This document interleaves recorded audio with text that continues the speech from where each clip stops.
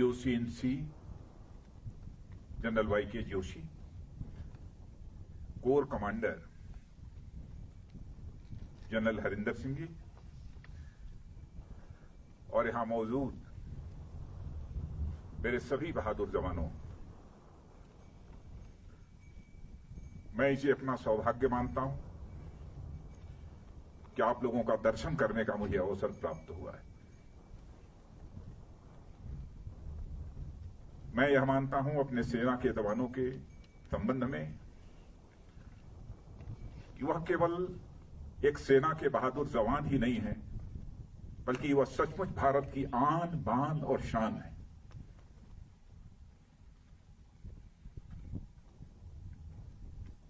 समय समय पर जो भी करिश्माई काम हमारे सेना के जवानों के द्वारा किया गया है, उस पर समस्त देशवासियों को नाज है। आज यदि आपसे मिलकर मुझे बेहद खुशी हो रही है, तो मन में एक पीड़ा भी है, गम भी है। हाल में ही भारत और चीन के जवानों के बीच PP-14 पर जो कुछ भी हुआ,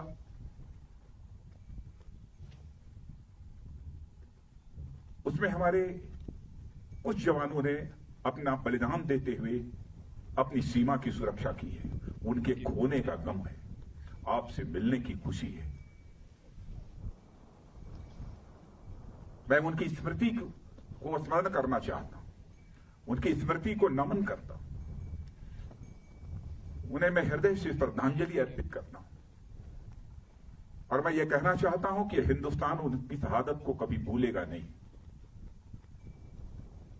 हमारे प्रधानमंत्री जी ने भी आकर दो टूक शब्दों ने कहा है कि उनकी वह शहादत, उनका वह बलिदान किसी भी सूरत में व्यर्थ नहीं जाएगा।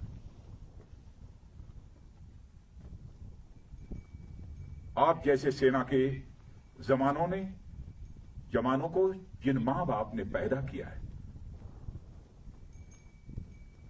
सचमुच मैं शीश झुकाकर उन मां बाप का भी अपनी तरफ से हार्दिक अभिनंदन करता हूं।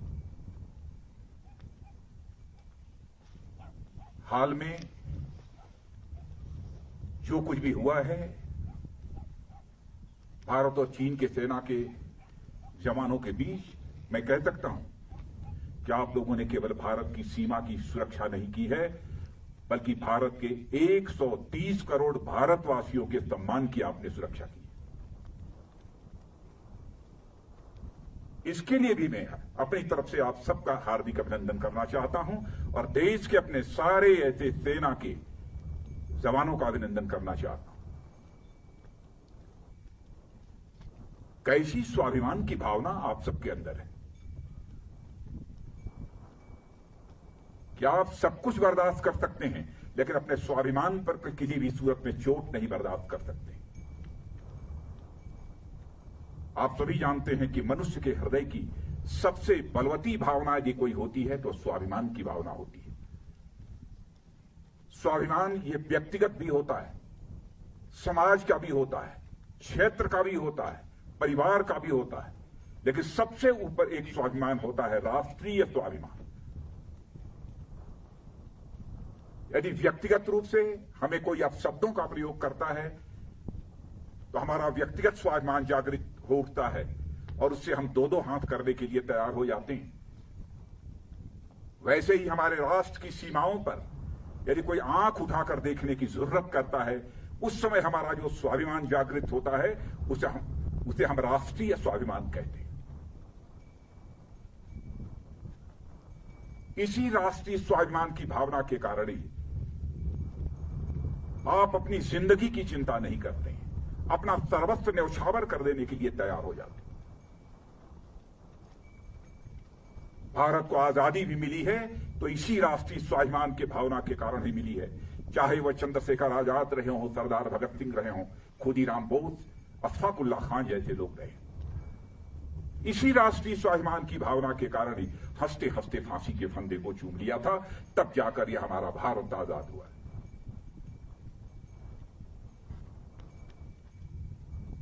जितना भी आपके बारे में कहा जाए वह कम है।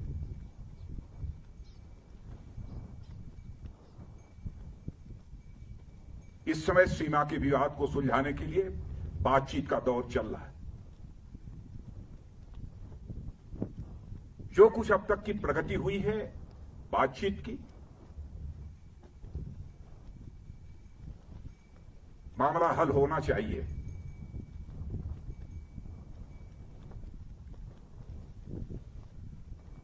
लेकिन कहां तक हल होगा, अभी इस संबंध में मैं पूरे कोई गारंटी नहीं दे सकता हूं। लेकिन मैं इतना यकीन दिलाना चाहता हूं कि भारत की 1 इंच जमीन को भी दुनिया की कोई ताकत छू नहीं सकती है, उस पर कब्जा नहीं कर सकती।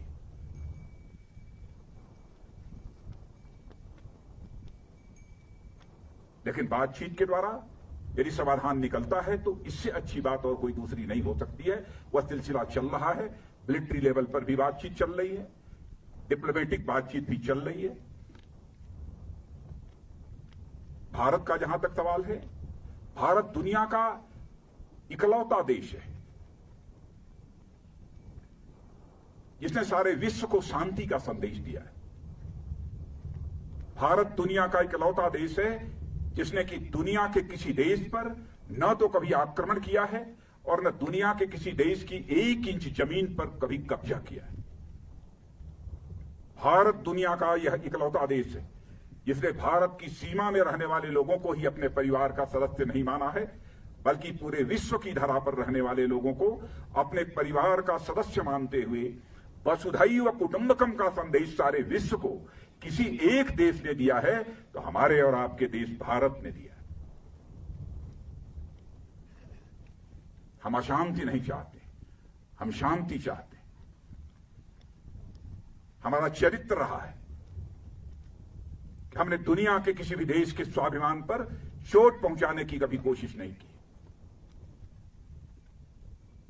लेकिन यह भी मैं कह देना चाहता हूं 2 टूक शब्दों में, यदि कोई दुनिया की ताकत हमारे स्वाभिमान पर चोट पहुंचाने की कोशिश करेगी तो उसे किसी ही सूरत पे हम बर्दाश्त नहीं करेंगे, उसका हम मुंहतोड़ जवाब देने के लिए भी तैयार रहेंगे।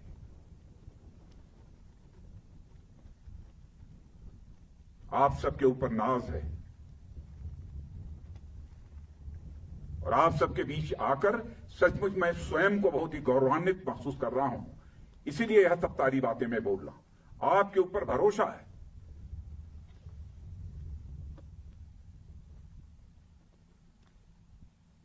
और जिन हमारे जवानों ने अपनी शहादत दी है उसका गम केवल परिवार के लोगों को नहीं है, हम लोगों को भी है,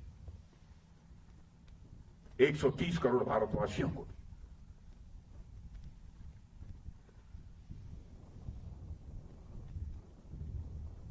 मैं आप सबको बहुत हमारी इच्छा थी कि आप तभी से हमारी भेंट हो।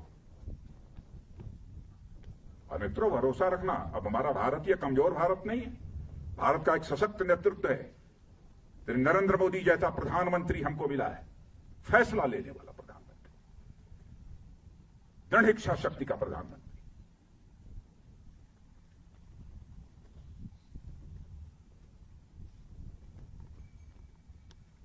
हमारे स्वाभिमान पर कोई चोट नहीं पहुंचा सकता। राष्ट्रीय स्वाभिमान यह हमारी पूंजी है।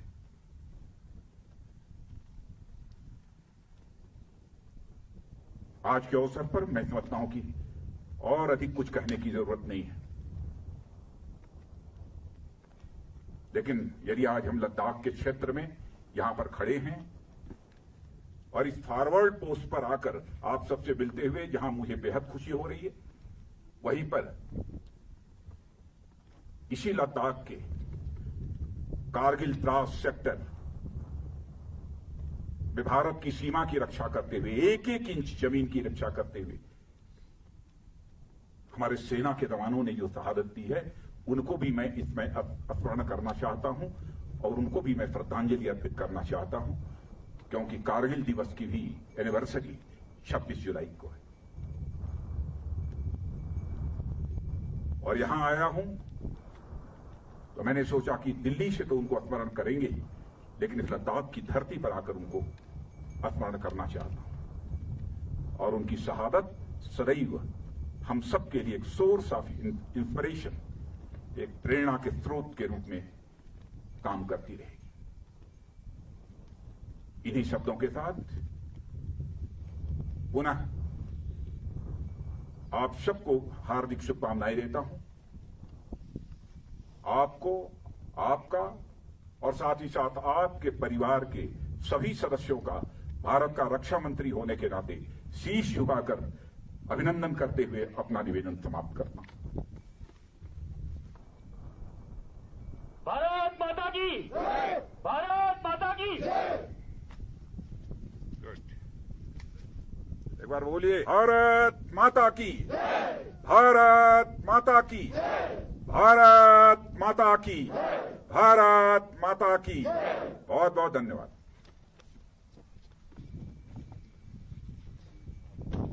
भारत माता की, भारत माता की, भारत माता की, भारत माता की, भारत माता की, भारत माता की, भारत माता की, भारत माता की, भारत।